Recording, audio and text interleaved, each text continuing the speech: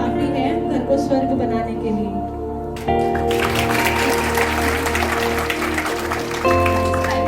दूर नहीं तू सत्य की नाम ही नारी है, जग को जीवन देने वाली मौत भी तुझसे हारी है।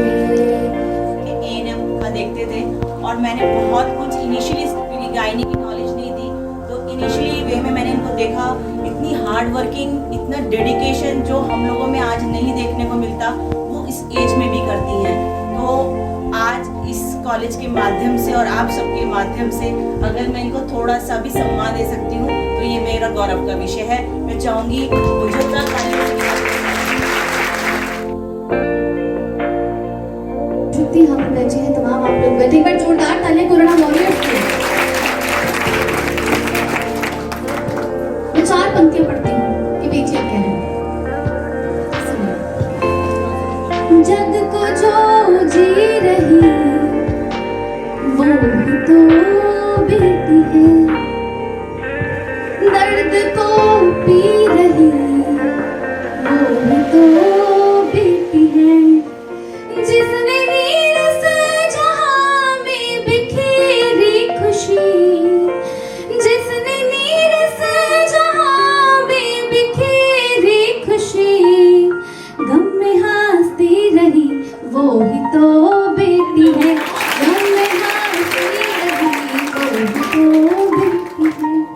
मैं दुर्गा हूँ, मैं काली हूँ, मैं भारत की नारी हूँ, मैं दुर्गा हूँ, मैं काली हूँ, मैं भारत की नारी हूँ। ये पंक्तियां बांदा से कवित्री आती हैं, आयुषी त्रिपाठी की पंक्तियां हैं।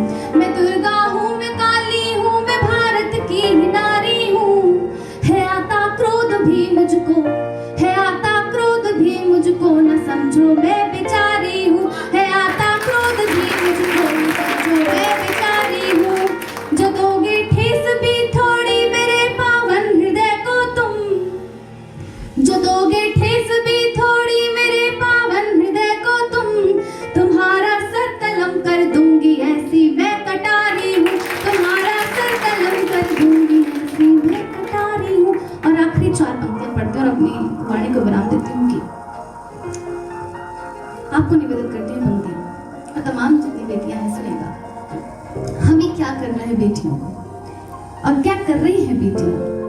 यहाँ पे जो स्क्रिप्ट हुआ बहुत ही शानदार। आज भी हम चाहे कितनी भी आगे चले गए हों, जहाँ सृष्टि गोस्वामी जैसी बेटियां हैं, ऋतिका थपिया जैसी बेटियां हैं, आप जैसी बेटियां हैं जो काम कर रही हैं, तो वहाँ ऐसी बेटियां भी हैं जिन्हें आज भी बंद कमरे में रखा जाता है। अभी हाल ही में हमारे हरिद्वार में 11 साल की बच्ची के साथ में ऐसी दरिंदगी हो जाती है। सुनिएगा। चांद के पार भी चल रही बेटियां, चढ़ हिमालय की चोटी रही बेटियां। और मेरी स्कूल फ्रेंड आपकी फैकल्टी मेंबर वैशाली चौहान है यहाँ पर, सुनिए। चांद के पार भी चल रही बेटियां, चढ़ हिमालय की चोटी रही बेटियां, बेटियों से तो चलता है सारा जहां, बेटियों से तो चलता है सारा जहां।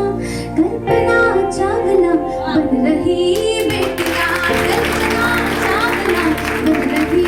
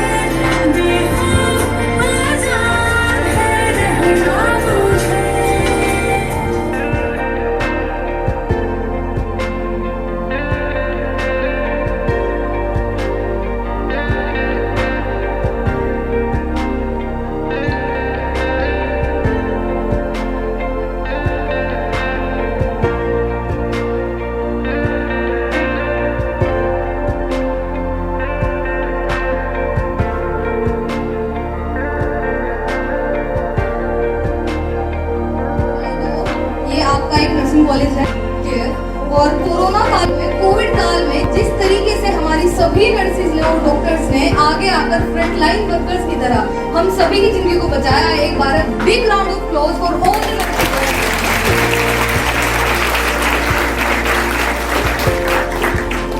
ओके, तो ये ऑफर कैसे मिला था, ये आपको कैसे चूज किया गया था कि आपको वन डे का सीएम बनाया जाएगा? तो मैं जानना चाहती हूँ कि ये स्टेप अप कैसे हुआ और आपने क्या एक्शन लिया उस दिन के? जी,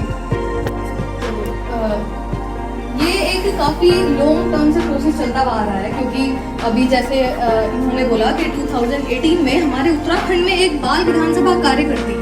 उसका मेन फंक्शन होता है कि उत्तराखंड में जितने भी बच्चे हैं उनसे रिलेटेड जो ग्राउंड पे मुद्दे हैं, उनकी समस्याएं हैं, उनको ऊपर उठाना और जो अथॉरिटीज़ उससे रिलेटेड है वहाँ तक उनको पहुँचाना। तो बिल्कुल जैसे हमारी उत्तराखंड विधानसभा में 72 विधायक होते हैं, सेम उसी तरीके से हमारी जो बाल विधानसभा होती है उसमें भी उत्तराखंड के अलग अलग डिस्ट्रिक्ट से 72 विधायक होते हैं। और सेम वैसे ही जैसे मैं उसकी बाल मुख्यमंत्री हूँ, ऐसे ही गृह मंत्री होता है बाल गृह मंत्री, बाल महिला कल्याण मंत्री। तो सारी की सारी पोजीशन मतलब मेन फंक्शन हम वैसे ही करते हैं। विपक्ष भी होता है वहाँ पे, हमारी बहस भी होती है विपक्ष से कि एक साइड हमारे पक्ष वाले बैठे हुए हैं, हम सरकार हमारी है, और हम फिर वहाँ से बच्चों को इकट्ठा कर करके बिठाते हैं, ज़्यादा मेरी तरफ हो, उधर चले गए तो सरकार गिर जाएगी ना। तो फिर वो विपक्ष वाले हमसे सवाल करते हैं कि भाई तुमने क्या क्या किया। हम बताते हैं कि भाई ये हमारी ऐसे, मतलब होता तो मेन ये है कि सब कुछ हमें पहले से पता होता है कि हाँ भाई ऐसे ऐसे लिख के देना है। और स्पीकर भी होता है हमारे, अभी पता है आपको, जो स्पीकर नहीं होते विधानसभा के, ऐसे ही वो बैठते हैं, वो बोलते हैं हाँ या ना से प्रस्ताव को पारित करो। तो विपक्ष तो काफी कम होते हैं, 4-5 बंदे होते हैं विपक्ष के, तो हमारी तरफ से आवाज आती है ये। तो कोई भी प्रस्ताव ऐसा नहीं होता जो पारित ना हो, सब पारित हो ही जाते हैं क्योंकि हम संख्या बल में ज्यादा होते हैं वहाँ पे। और कोई क्वेश्चन या क्वेरी? मैं आपसे ये पूछना चाहती हूँ, फर्स्ट ऑफ ऑल तो वेलकम। और मैं ये कहूँगी कि जैसे आज के यूथ के लिए आप सबकी इंस्पिरेशन हो गए हो, तो आपकी लाइफ में भी बचपन से आपने किसी के बारे में सोचा होगा, सुनते होगे, पढ़ते होगे, तो मैं वो जानना चाहती हूँ कि आपका आइडियल कौन है? आइडियल तो मेरा ऐसा मतलब मेरे मम्मी पापा ही हैं, क्योंकि मैं एक मिडिल क्लास फैमिली से बिलोंग करती हूँ। और मतलब स्टार्टिंग से ही हमारा ये रहा है कि मम्मी पापा ने भले ही कुछ भी फेस किया हो, लेकिन कभी मेरे और मेरे भाई के बीच में ना तो कभी डिफरेंशिएट हुआ कोई भी किसी भी तरह का, और ना ही हमें किसी भी तरह की ये प्रॉब्लम फेस होने दी कि भाई नहीं उनके पास अगर कोई सोर्स नहीं है, तो हमें कभी भी ये फील नहीं हुआ कि नहीं भाई हम अच्छे स्कूल में नहीं गए या हमें कोई भी रिसोर्स अच्छे से पढ़ने का नहीं मिला। मतलब कभी भी उन्होंने जो भी कुछ किया है हमारे लिए आज तक, मतलब जितना वो कर सकते थे उससे भी इवन 2 स्टेप आगे लेके उन्होंने हमारे लिए वो किया है। सुनो ना, माँ सुनती है आवाज मेरी, फिर मुझे चुप करने में जुटा मेरे ही घर का भगवान क्यों है? क्योंकि बेटी हूँ मैं, क्योंकि बेटी हूँ मैं, फिर इस दुनिया का हर इंसान मेरे लिए शैतान क्यों है? शैतान क्यों है? शैतान क्यों है? और दूसरी पंक्तियाँ, एक गरीब बेटी जो बहुत मुसीबतों से, जो अभी आपने देखा भी था कि किस तरह से अप्रिशिएट नहीं किया जाता उसको, तो वो अपने विचारों को कैसे व्यक्त करती है कि मासूम सी हूँ मैं और बात बात पर रोती हूँ मैं, मासूम सी हूँ मैं और बात बात पर रोती हूँ मैं, मजबूरियों से भरा वजूद मेरा और भाई के उस टूटे हुए खिलौने से खेलती हूँ मैं, मासूम सी हूँ मैं और बात बात पर रोती हूँ मैं, मजबूरियों से भरा वजूद मेरा और भाई के उस टूटे हुए खिलौने से खेलती हूँ मैं, प्यार ना मिलने पर उदास सी होती हूँ मैं, प्यार ना मिलने पर उदास सी होती हूँ मैं, और हर रात सहमी से सोती हूँ मैं, सब समझती हूँ मैं क्योंकि बेटी हूँ मैं, क्योंकि बेटी हूँ मैं, क्योंकि बेटी हूँ मैं। और अगली पंक्तियाँ एक खुशनसीब बेटी के लिए जो एक अच्छे घर में पैदा होती है, कहा तो ये जाता है कि खुशनसीब वो लोग होते हैं जहाँ बेटियाँ पैदा होती हैं। कहते हैं कि जब भगवान बहुत खुश होता है जिस घर से, वहाँ वो बेटियों का निवास करता है। तो परियों का रूप कहलाती हूँ और मैं सर्द रातों की भी धूप कहलाती हूँ मैं, परियों का रूप कहलाती हूँ मैं और सर्द रातों की भी धूप कहलाती हूँ मैं, नदी सी बहती चंचल हूँ मैं, नदी सी बहती चंचल हूँ मैं, एक मुसाफिर की मंजिल, किसी शायर की शायरी, किसी की गजल तो किसी की नज्म हूँ मैं, घर की रोशनी पावन जल हूँ मैं, क्योंकि बेटी हूँ मैं, क्योंकि बेटी हूँ मैं, क्योंकि बेटी हूँ मैं। अगली पंक्तियाँ एक ऐसी बेटी के लिए बोलते हैं प्रोस्टिट्यूट है, ये है, ऐसी है, वैसी है, उसकी कुछ मजबूरियां होती हैं साहब, तब वो ऐसा करती है। तो उस बेटी के लिए पंक्तियां हैं कि किसी ने समझा दर्द के काबिल मुझे, तो किसी के लिए पैसे उड़ाने की महफिल हूं मैं। किसी ने समझा दर्द के काबिल मुझे, तो किसी के लिए पैसे उड़ाने की महफिल हूं मैं। किसी के हाथ का खिलौना, तो किसी के पैसे की पोटरी हूं मैं। बाबा की दवाई के लिए शरीर को बेचती चारागार हूं मैं। चारागार डॉक्टर को बोलते हैं कि बाबा की दवाई के लिए शरीर को बेचती चारागार हूं मैं। कई खरीदार मेरे फिर भी बोझ सी हूं मैं, क्योंकि बेटी हूं मैं, क्योंकि बेटी हूं मैं, क्योंकि बेटी हूं।